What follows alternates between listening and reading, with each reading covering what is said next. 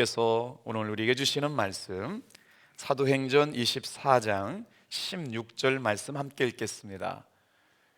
자, 시작. 이것으로 말미암아 나도 하나님과 사람에 대하여 항상 양심에 거리낌이 없기를 힘쓰노라. 아멘. 우리 옆에 분한테 이렇게 인사하면서 말씀 들었으면 좋겠어요. 성도님이 계셔서 얼마나 좋은지 몰라요. 하나님이 기뻐하시는 줄로 믿습니다. 야, 새벽에 시작하셔가지고 끝날 때까지 전혀 흐트러짐이 없이 여기까지 들어오셨어요. 내일은 성찬 예식이 있는 날인데 예수님의 살과 예수님의 피를 묵상하는 복된 날이거든요. 자녀들 깨워서 흔들어서 오시고요. 또 토요일 날 마지막, 여러분 성의 끝날에 부어주시는 은혜가 있는 줄로 믿습니다. 여러분 은혜는 어쩔 수가 없어요. 사모하시는 심령에 부어주실 줄로 믿습니다. 연세대학교 모건대학교 조직신학 교수님 이선희 교수님은 제가 다녔던 경신감리교회 1호 신학생이었어요.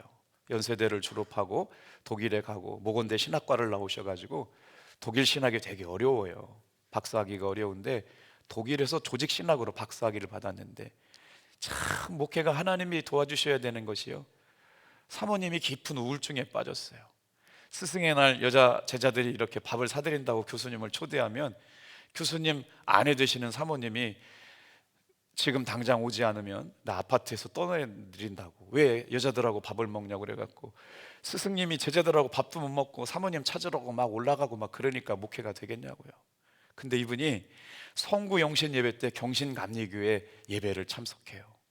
그리고 나서 예배 시간에 하나님께서 직접 걸어오셔가지고 치료해 주시는 걸 우리 교회 오셔가지고 간증하신 적이 있잖아요. 그런데 조직신학 교수고 박사님이신데도 자기는 가만히 있으면서 옆에 아내를 성령님께서 만나주시고 고쳐주시는 것을 몰랐다는 겁니다. 오늘 이 새벽에도 성령님께서 오셔가지고 만져주시고 고쳐주시고 회복시키는 것을 나는 모를 수 있지만 성령님은 이 시간에 역사하고 계실 줄로 믿습니다. 이게 은혜입니다. 보이지 않아도 주님의 거룩한 아버지 하나님 돕는 손이 이 시간에 우리의 영혼을 살피시고 우리의 자녀들을 지키시고 우리가 기도할 때 우리의 인생 가운데 가장 선한 길로 복된 길로 인도하여 주실 줄 믿는 분만 크게 아멘 할까요? 할렐루야! 할렐루야! 야, 저렇게 새벽기도 열심히 참여해가지고 아멘 아멘 하는 애는 얼마나 잘 될까요? 오늘은 장난 안 치고 엄마 옆에 앉아있네. 저는 윤동주 시인을 생각할 때마다 참 마음이 안타깝고 그분의 시가 너무 좋아서 참 어떻게 그럴 수 있었을까, 해방을 참 맞이했었으면 좋겠다 싶은데 그렇게 안타깝게 돌아가셔가지고 후쿠오카 형무소에서 돌아가셔서 영원한 민족의 투사가 됐는가 싶은데, 한국에 윤동주 시인이 있었다면 독일에는 하나님께서 한 시대 사용하셨던 깨끗한 양심과도 같았던 디트리 보네퍼라고 하는 목사님이는 독일에 계세요. 자, 우리가 사도행전 24장 16절 말씀을 가지고 이것으로 말미암아 나도 하나님과 사람에 대하여 항상 양심에 거리낌이 없기를 원한다. 신앙생활을 하면서 하나님 앞에 사람 앞에 거리낌이 없는 삶을 살기를 원하면서 깨끗한 양심을 가지고 살아갔던 신앙인들 이야기입니다. 우리 대한민국에는 윤동주 시인이 있었다면 독일에는 디트리 보네퍼라고 하는 아주 귀한 목사님이 그 시대에 깨끗한 양심과도 같은 삶을 사셨는데, 태겔 감옥에 갇혀 있을 때 가족과 약혼녀들을 위하여 한 편의 시를 보냅니다. 폰 구텐 맥텐 분도바이 게보르겐, 선한 능력들에 의해 놀랍게 둘러싸여 보호하신다. 1944년 감옥에 있었던 보네퍼 목사님은 마지막 성탄절을 앞두면서 죽음을 직감하고 자신이 하나님 앞에 어떤 삶을 살아야 되는가, 그래서 신앙인의 마지막 고백이 폰 구텐 맥텐 분도바이어 게보르겐이라고 하는 시예요. 선한 손에 도우심으로 둘러싸여 보호를 받는다.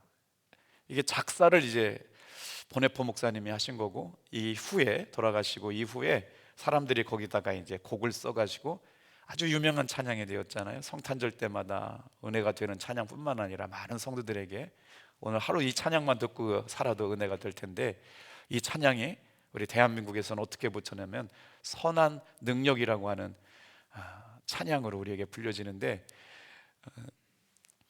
되게 많은 사람들에 의해서 번안이 되다 보니까 찾을 때마다 가사가 좀 달라요. 제가 저렇게 보여드리고 나서 유튜브를 봤더니 다른 버전이 좋아서 저 버전대로 안 읽어드리고 제가 한번 읽어드려 볼게요.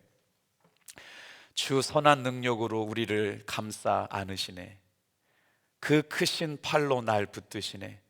절망 속에서도 흔들리지 않고 사랑하는 주 얼굴 구하리. 선한 능력으로 일어서리. 주만 의지하리. 주 능력으로 우리는 고대하네. 주 오실 그날 영광의 새날을 맞으리. 똑같은 말인데도 불구하고 뉘앙스와 버전이 좀 다른데, 유튜브로 이 찬양 듣기만 해도 이렇게 마음이 울컥울컥하지요. 왜 이 시가 이렇게 많은 사람들에게 감동을 줬냐면요, 다른 게 아니었어요. 나치 히틀러 정권 앞에 독일의 교회가 침묵했다고요. 무시무시한 정권 앞에 다 무서워서 바른 말하면 구속되고 바른 말하면 총살당하니까 교회가 침묵하고 목사님들이 침묵하고 있을 때 히틀러 목사님은 뭐라고 얘기했냐면, 침묵하는 것은 악에 동조하는 것이다.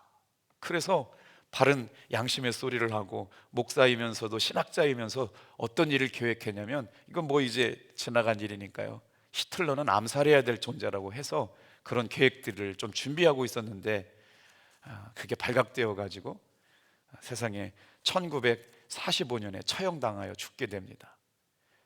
히틀러 암살이 연루되어 가지고 감옥에 갇히고 그렇게 젊은 날에 아주 꽃다운 나이에 돌아가시게 되는데, 그분이 처형당하기 전에 이런 고백을 해요. 이건 끝이 아니다, 시작이다. 깨끗한 양심을 가지고 사는 삶은 편한 길이 아닙니다. 대가를 지불하는 삶인 거죠. 오늘 우리가 신앙생활하면서 하나님 앞에 은혜를 구하고 하나님의 살아계심을 구하는 건 여러분 편한 길이 아니에요. 이 새벽을 깨우고 말씀을 묵상하며 하나님의 말씀 앞에 조명을 받으며 살아가겠다고 결단한 삶을 통해서 하나님은 저와 여러분들을 여러분 선한 길로 하나님의 선한 손의 능력을 통해 도우심을 경험하는 오늘 이 아침 되시길 주님의 이름으로 축복합니다. 우리 시간의 대가를 지불했어요. 이렇게 시간 예물을 드리면서 하나님 앞에 마음의 소원을 드리잖아요. 그런데 여러분 꼭 기억할 것이 있어요.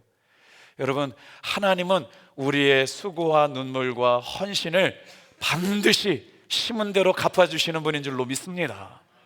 기도를 심으면 기도의 응답을 주시고요, 눈물을 심으면 눈물을 닦아주시고요, 주님 앞에 보이지 않는 곳에서 헌신하면 반드시 심은 대로 역사해 주시는 분이신 줄 믿었으면 좋겠어요.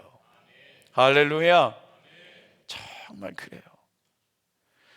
제가 신학교를 가겠다고 담임 목사님한테 추천서를 받아야 돼요. 담임 목사 추천서를 받아야 되는데, 제가 그때 18살, 19살 때니까 뭐 교회는 다녔지 목회자가 되는 길이 뭔지 모르잖아요.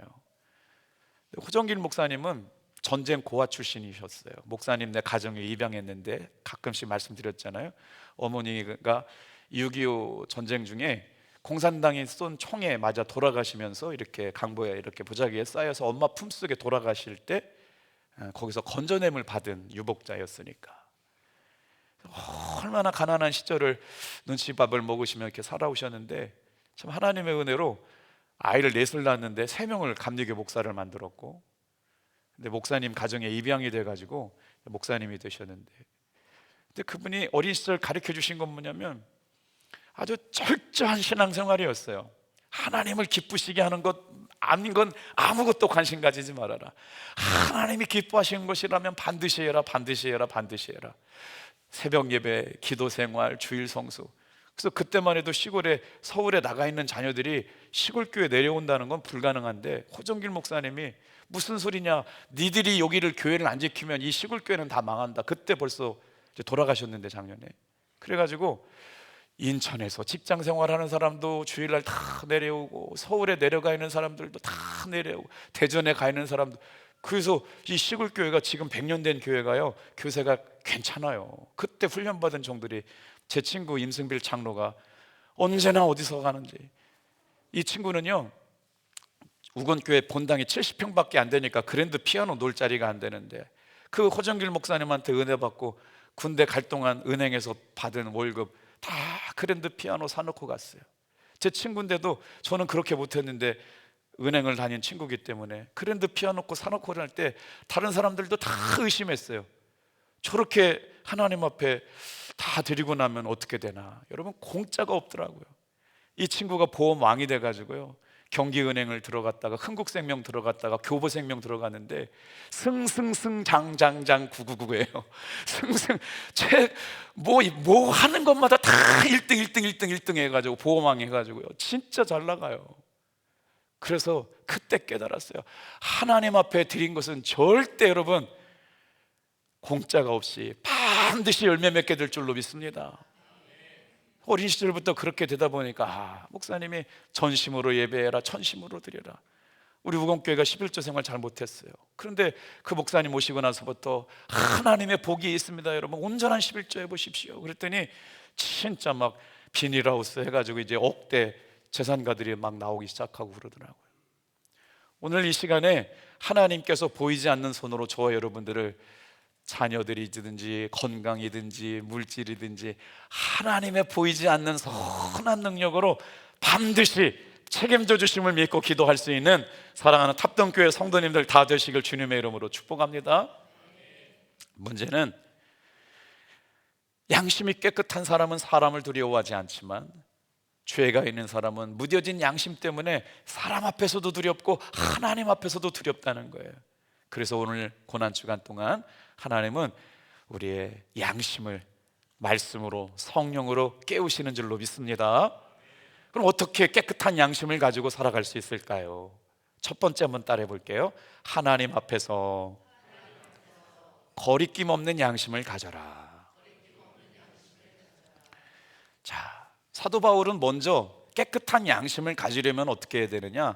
하나님 앞에서 깨끗한, 거리낌이 없는 양심을 가지래요. 프로스톤 대용, 하나님을 향하여, 하나님과 마주하여. 여러분, 이 시간이 어떤 시간이냐면요, 하나님과 마주하는 시간이에요. 하나님 안 보이시잖아요. 근데 지금 이 시간은 하나님과 마주하고 하나님과 대면하여 주시는 시간이에요. 이 시간은 하나님 안 보이시지만 하나님 여기서 운행하고 계시거든요. 우리의 마음을 살피시거든요. 그래서 우리가 두렵고 떨리는 마음으로, 기대하는 마음으로, 두렵고 무서운 마음이 아니라 이 새벽을 통해서 말씀과 기도와 찬양을 통해서 어떻게 역사하실까 기대할 수 있기를 주님의 이름으로 축복합니다. 하나님을 향하여 나왔잖아요. 하나님을 대면하여 서 있잖아요. 앞에 앉으시는 게 얼마나 어려운 줄 아세요?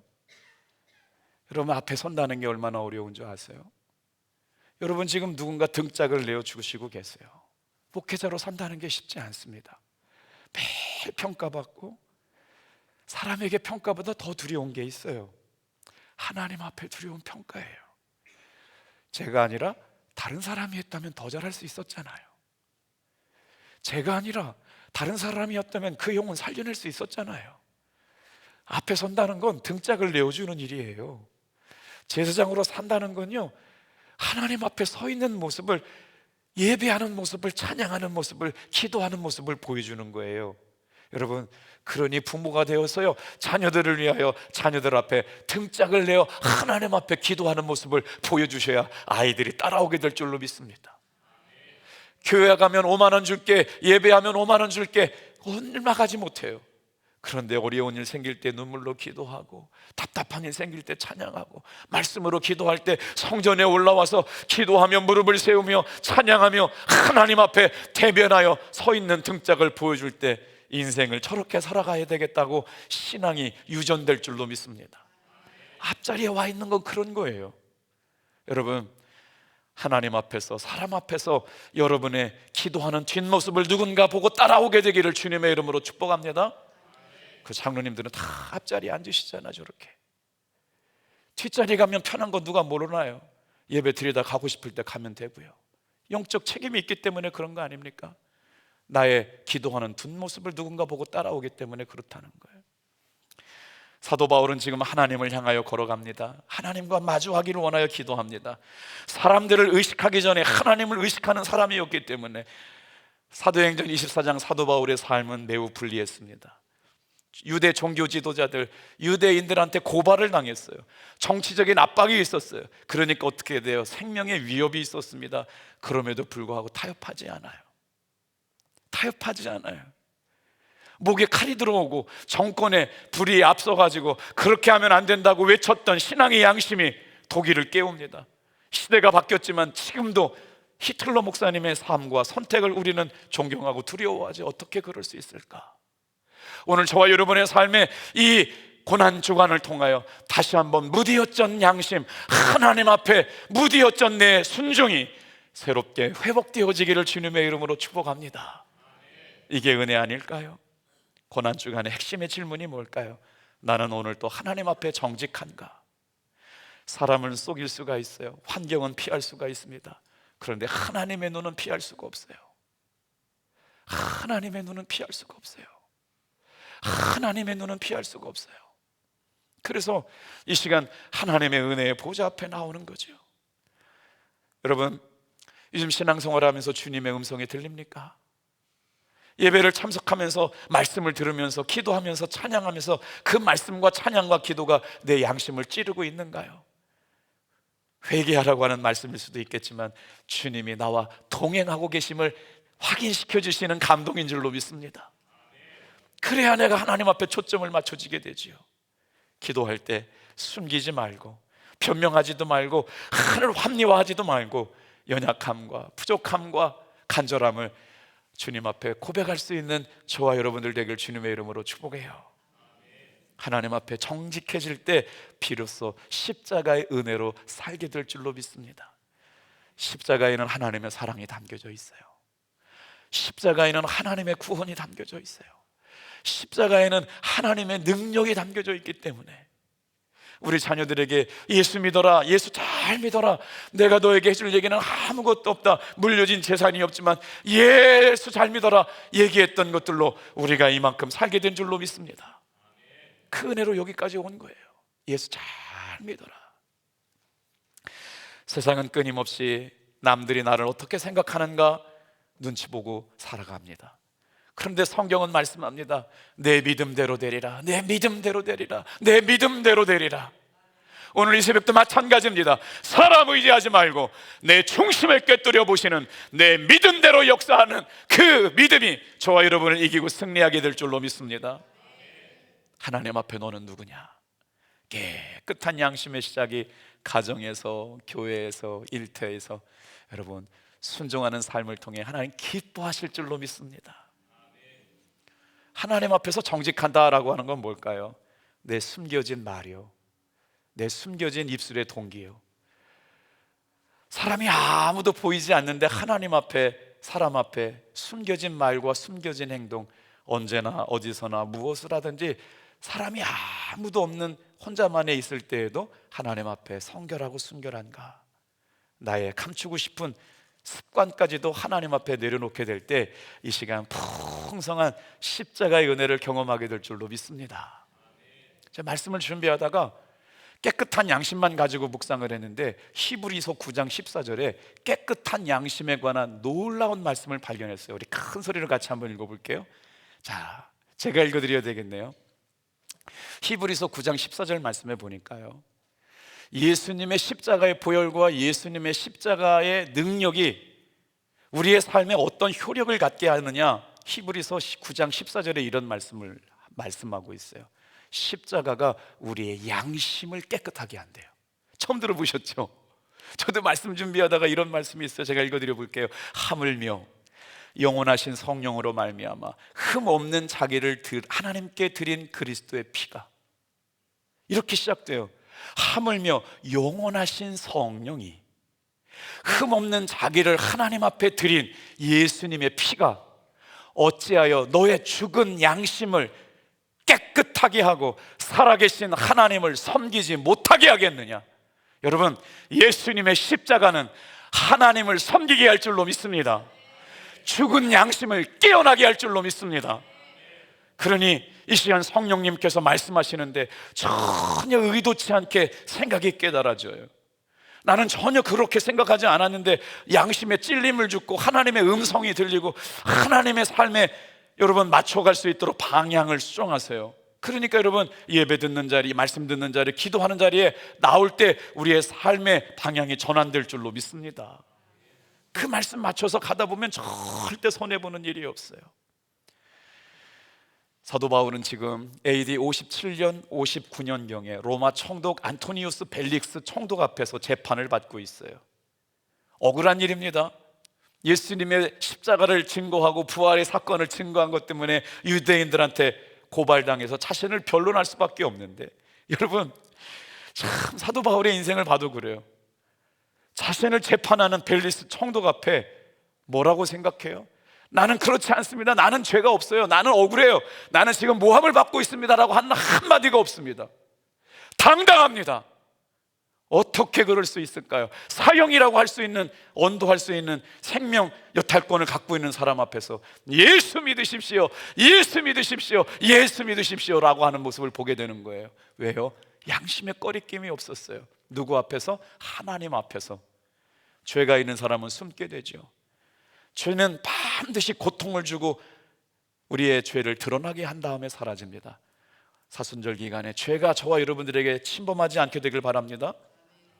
그래서 양심은 어느 날 저절로 깨끗해지지 않아요. 다 같이 한번 따라합니다. 묵상하고 회개하고 순종하는 것을 통해서 깨끗해진다. 자, 사도 바울은 우리에게 어떻게 깨끗한 양심을 가지고 살 수 있다고 얘기할까요? 첫 번째는 사람 앞에서였고요. 두 번째는요, 첫 번째는 하나님 앞에서였고 두 번째는 사람 앞에서요. 다 같이 한번 따라해 볼게요. 하나님 앞에서, 두 번째는 사람 앞에서예요. 사도 바울은 깨끗한 양심을 가지고 살아가면서 거리낌이 없는 삶을 살았거든요. 첫 번째는 누구에 대해서? 하나님에 대해서. 두 번째는 사람에 대해서. 신앙은 개인적인 거지만 성도의 삶은 반드시 공적 영역에서 드러나요. 사도 바울은 지금 재판정에 서 있거든요. 그러면서 뭐라고 그래요? 나는 폭동을 일으킨 적이 없습니다. 나는 성전을 더럽힌 적이 없습니다.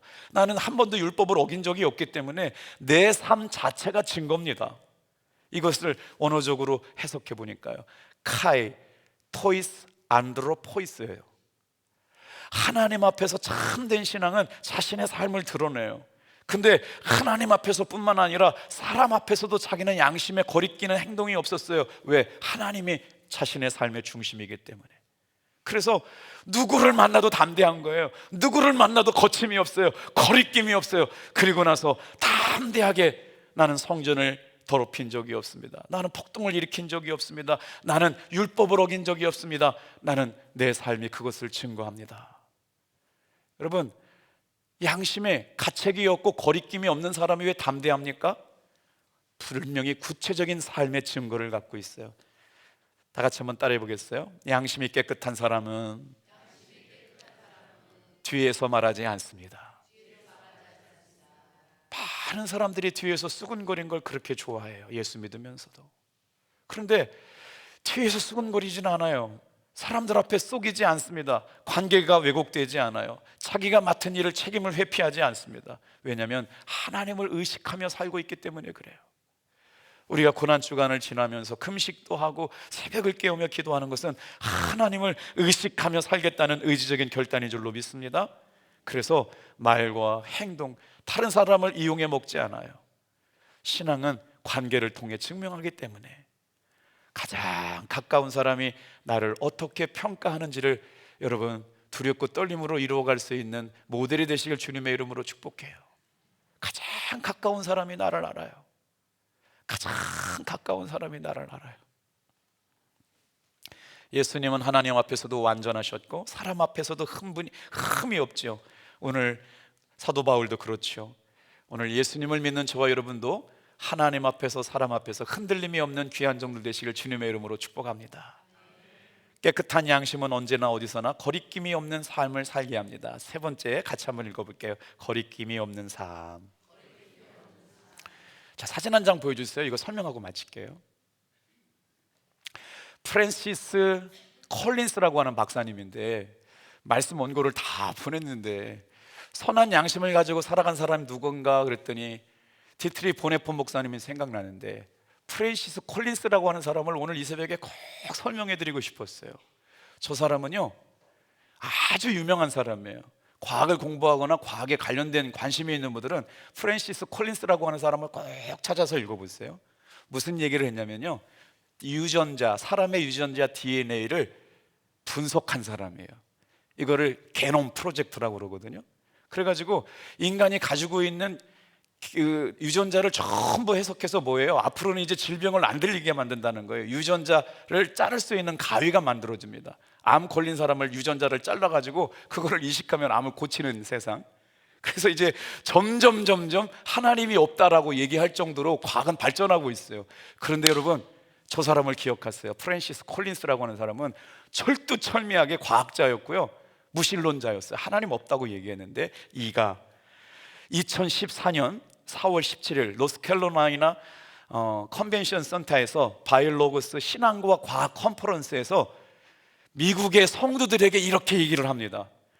나는 게놈 프로젝트를 맡은 미국의 국립보건원 원장이에요. 저 사람이 지금은 원장이 바뀌었는데 국립보건원, 예를 들면 미국의 보건복지부 장관 정도 하는 건데 뭐 했냐면 게놈 프로젝트를 연구해가지고 인간의 병을 완전 정복하겠다라고 하는 프로젝트를 진행했던 사람들인데, 이 사람이 성도들은 성경적 가치관으로 돌아갈 필요가 있다고 이렇게 주창을 했어요. 재작년에 2024년 4월 17일에 자, 뭐라고 얘기하냐면 인간의 복잡성을 연구하면서 나는 창조주 하나님을 믿게 되었습니다.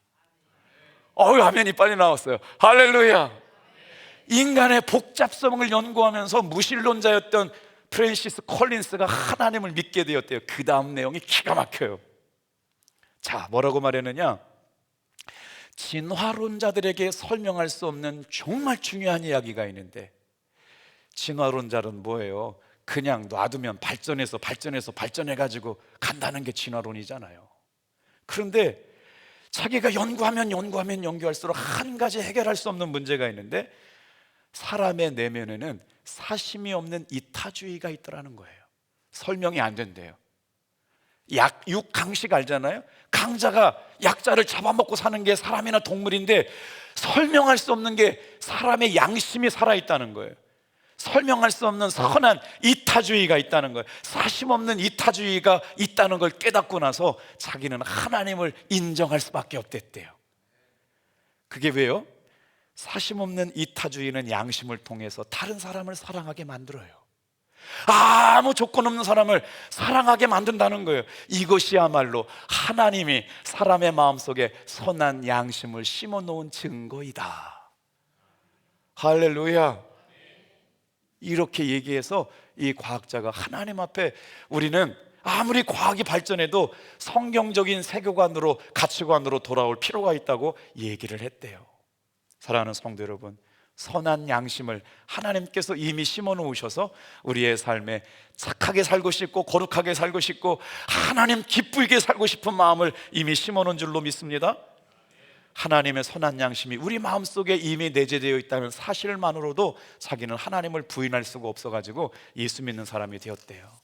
오늘 저와 여러분 앞에 거리낌이 없는 신실하고 진실한 종 다 되시길 주님의 이름으로 축복합니다. 이것은 오직 십자가 때문인 줄로 믿습니다. 기도하겠어요.